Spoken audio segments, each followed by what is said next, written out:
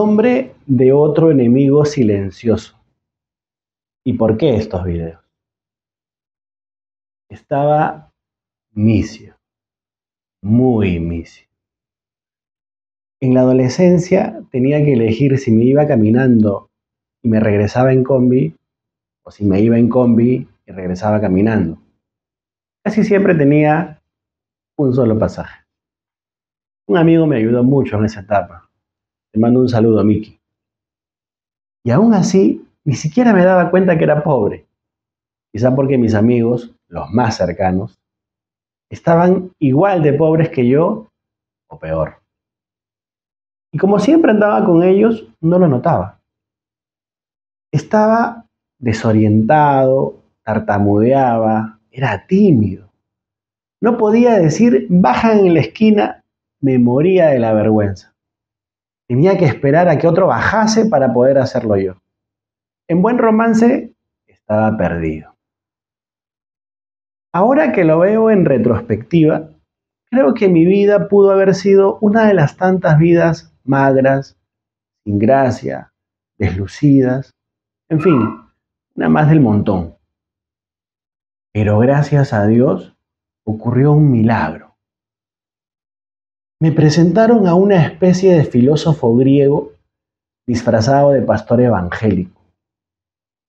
Me aclaró muchísimas ideas para aquel tiempo. Me dio algunos consejos muy buenos, me motivó. Hicimos ejercicios psicológicos sobre la sanidad del alma. Me enseñó lo que podríamos llamar teología y un poco el libre pensamiento, el de él. Pero como ocurre casi siempre en la vida, estas maravillas no llegan solas, pues los líderes de grupos religiosos o ideológicos suelen ceder a la tentación de medio clonarse en su feligresía, al igual que algunos padres. O mínimo, les trasladan ciertas características de su personalidad al grupo. Eso lo entendí después, con los años, estudiando, aclarándome ideas. Soy un curioso. Y como buen occidental me gusta entender, necesito entender un mínimo de cosas.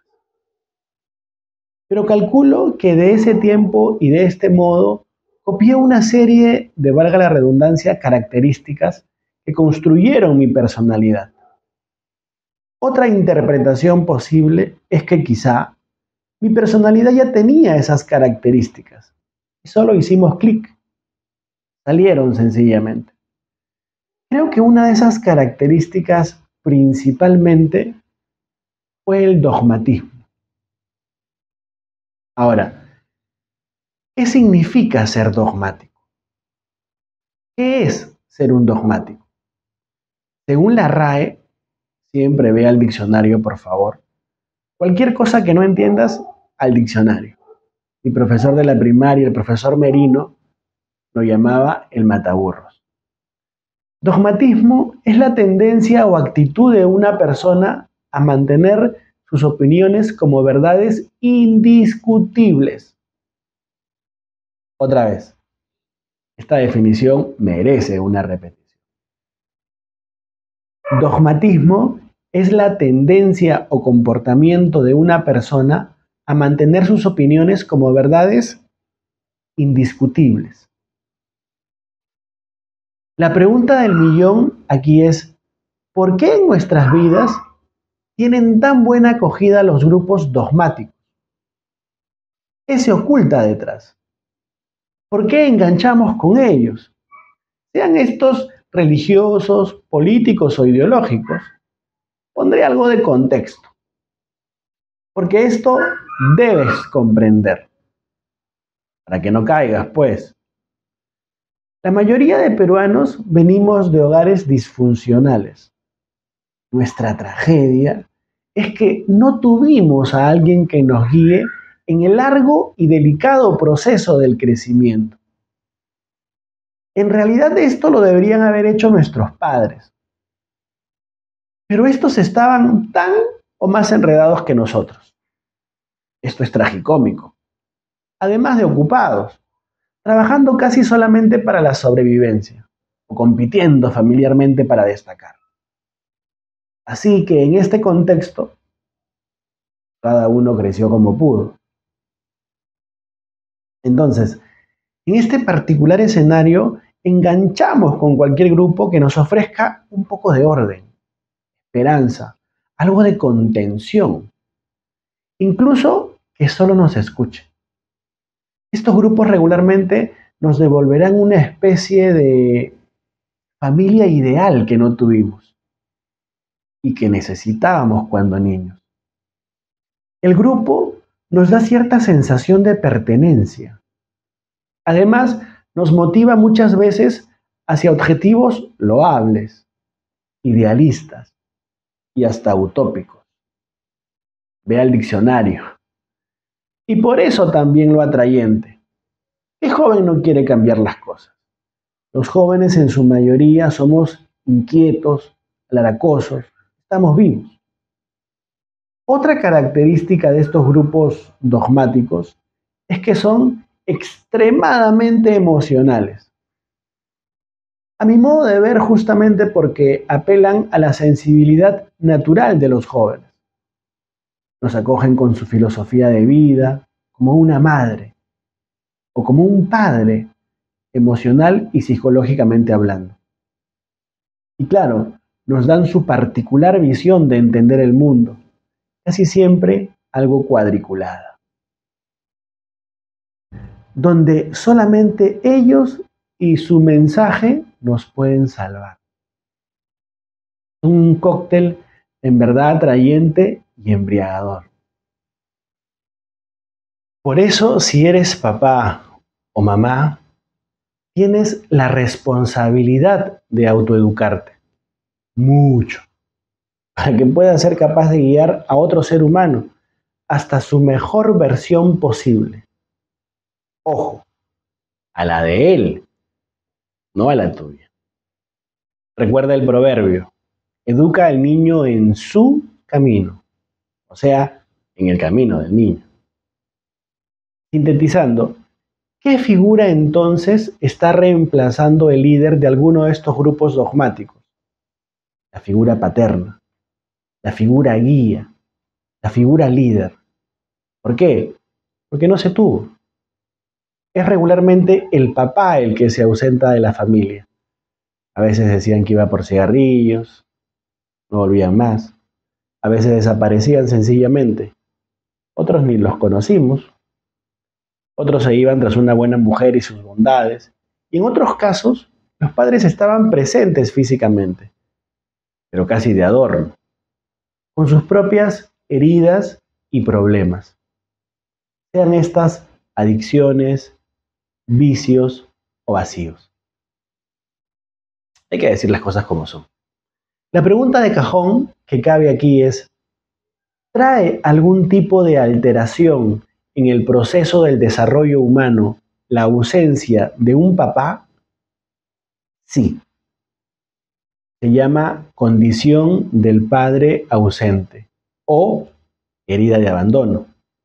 No te olvides de buscar. Ojo, solo para aclarar, no se me vaya a malinterpretar. Por supuesto que necesitamos un papá, pero no eternamente. Nuestra condición emocional infantil no debe ser eterna. Claro, si es que queremos ser adultos sanos, si es que queremos comportarnos como adultos sanos. Por una sencilla razón, tú debes desarrollar tu propia personalidad. El universo o Dios te dio a ti características esenciales a mejorar. No debes ser el clon de nadie. Tú viniste a intentar resolver problemas muy específicos, los de tu entorno inmediato, tu familia biológica, no los de la familia ortopédica que te has conseguido. Perderás tiempo valioso. Y si no los resuelves tú, tendrán que hacerlo tus hijos o tus nietos. Por eso es que se repiten algunas situaciones. Por otro lado, claro que comprendo que en nuestra tradición religiosa o cultural se estila llamar a Dios Padre, papá o papito. Y esto lo digo con todo respeto, por favor, que nadie se ofenda. No es mi intención ofender. A mi modo de ver las cosas, esto se da por un estadio de nuestra alma, por una fisura, por una herida, por nuestra propia experiencia de un padre ausente. Pero no hay que olvidar jamás que en el propio texto sagrado, el propio Dios se vincula también en otros términos con sus criaturas, llamándolos a veces amigos. Es decir, Dios, el propio Dios, no está interesado en que seamos eternamente niños. Está interesado en que evolucionemos. Imagínate lo ridículo que sería un padre o madre cargando a su criatura de 59 años. Aprender a relacionarnos con la divinidad como adultos implica aprender otros conceptos, implica esfuerzo. De lo contrario, siempre será más fácil hacerlo desde lo puramente emocional, desde la herida, desde el victimismo, desde nuestra condición infantil. Pero otra vez, hombre, despierta, a crecer, a informarse. Dato importante. ¿Sabías que desde el siglo XIX la psicóloga junguiana Marie-Louise Bonfrance notó la tendencia psíquica de individuos que, aunque ya habían alcanzado la edad adulta, no habían madurado psicológicamente? Tenían un cuerpo adulto, pero su desarrollo mental no iba acorde. El libro se llama El Puer Eternus o Niño Eterno. A googlear. El camino no es fácil. Te lo dije desde el principio. No es mágico. Implica trabajo, dedicación y mucha responsabilidad.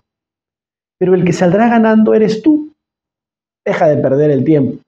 No le entregues tu vida a gurúes, ni a iluminados, ni a grupos fanáticos que, oh casualidad, siempre tienen recetas perfectas. Las 5 claves del éxito. ¿Los has escuchado? Yo no creo que lo hagan por maldad. Calculo lo hacen con buenas intenciones. Pero, ¿recuerdan el refrán de las abuelas? De buenas intenciones está empedrado el infierno. Duda, por Dios santo, pero principalmente duda de ti, pero no tanto. Cree en ti, pero no tanto. Es una frase del Decálogo de Monterroso. Termino con esto. ¿Por qué estoy haciendo estos videos? Porque a mí me ayudaron mucho con información en mi juventud. Te lo conté al inicio. Hoy quiero hacer lo mismo, pero con información de este tiempo. Para alguno o varios confusos por ahí, como lo estuve yo hace algún tiempo nada más. Comparte estos videos, por favor, dale me gusta, comenta, me ayudarás muchísimo. Gracias por estar aquí, aunque sea de curioso.